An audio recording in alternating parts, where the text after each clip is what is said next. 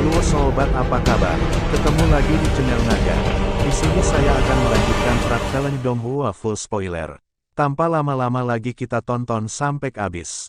Setelah meninggalkan ngarai 10.000 ular, seluruh konvoi turun ke dalam suasana gembira karena selamat dari bencana. Suasana hikmat dari sebelumnya lenyap sepenuhnya. Semua orang sibuk membicarakan kejadian yang terjadi tadi. Kekuatan menakutkan yang ditunjukkan oleh ahli misterius itu sangat mengejutkan mereka.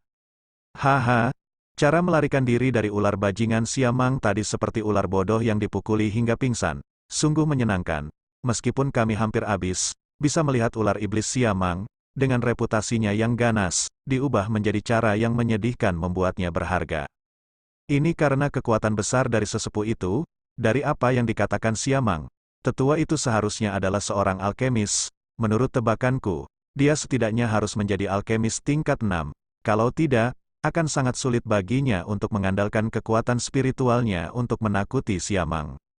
CK, seorang alkemis tingkat 6. Saya ingat bahwa kepala alkemis di klan Han kita hanyalah alkemis tingkat 5. Bukan, meski begitu, kepala klan tetap sangat sopan saat bertemu dengannya. Benar, kali ini kita bisa dianggap beruntung. Sayangnya, kami tidak sempat bertemu dengan sesepuh itu. Seorang alkemis tingkat 6, itu adalah eksistensi teratas bahkan di kota Tianbei. Berhentilah melamun, seorang ahli tentu saja memiliki kebanggaan sebagai seorang ahli. Kita seharusnya sudah bersujud dan berterima kasih padanya karena telah menyelamatkan kita secara sepintas. Xiao Yan duduk di kereta dan tanpa sadar tertawa ketika mendengar diskusi panas di luar. Beruntung dia tidak menunjukkan dirinya lebih awal. Tirai kereta tiba-tiba terbuka sementara Xiao Yan diam-diam menghela nafas. Segera, Han Chong yang tersenyum melangkah masuk. Dia secara acak melemparkan kantong air ke kantong air dan tersenyum sambil bertanya, "Kamu tidak kaget, kan?" Xiao Yan menerima kantong air, meminum seteguk air sebelum dia mengangguk sambil tersenyum. Dia dengan lembut menjawab, "Saya baik-baik saja. Kali ini kami beruntung bisa bertemu dengan seorang tetua yang membantu kami. Kalau tidak, kemungkinan besar kita akan terbunuh di ngarai 10.000 ular." Han Chong duduk di gerbong dan dengan gembira berkata, "Namun, tetua itu sangat baik. Biasanya, jarang ada orang yang mau repot-repot mengurusi orang lain kecuali mereka kenal." Xiao Yan menyeringai. Tampaknya Han Chong di depannya menderita guncangan hebat di dalam jurang. Sekarang, dia menghembuskan semuanya sekaligus, terlebih lagi. Pujian yang tak henti-hentinya dia berikan kepada tetua misterius yang ikut campur, menyebabkan ekspresi Xiao Yan menjadi agak aneh saat dia mengangguk. Setelah berbicara panjang lebar selama lebih dari 10 menit, Han Chong akhirnya berhenti dengan sikap yang menunjukkan bahwa dia belum cukup banyak bicara. Dia tersenyum pada Xiao Yan dan berkata, "Setelah melewati ngarai 10.000 ular, sisa perjalanan akan lancar. Meskipun mungkin ada beberapa bandit dan pengungsi di sepanjang jalan, mereka bukanlah ancaman bagi kami. Awalnya, kami tidak akan melewati ngarai 10.000 ular selama perjalanan ini. Namun, kami menghadapi badai pasir di gurun dan akhirnya menyimpang dari jalur kami. Jika kita kembali, itu akan memakan waktu yang sangat lama. Oleh karena itu, kami hanya bisa menguatkan diri dan mengambil rute ini." "Kakak Han, berapa lama waktu yang dibutuhkan dari tempat ini ke kota Tianbei?"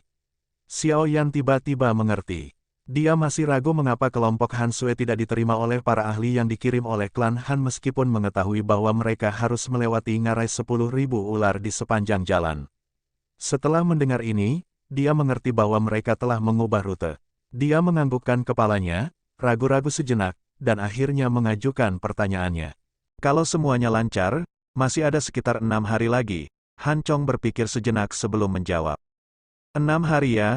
Xiao Yan bergumam pelan saat mendengar ini. Hatinya segera menghela nafas lega.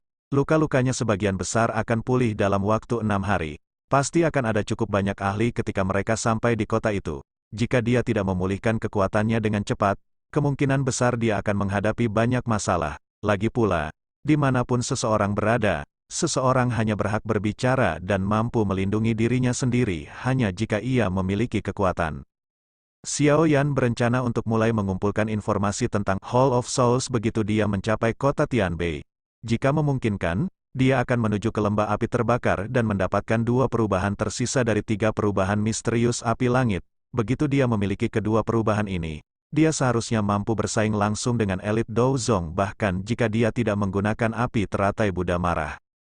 Han Chong sama sekali tidak menyadari pikiran di dalam hati Xiao Yan. Oleh karena itu, setelah mengobrol sebentar, dia menginstruksikan Xiao Yan untuk memulihkan diri dengan baik sebelum dia turun dari kereta.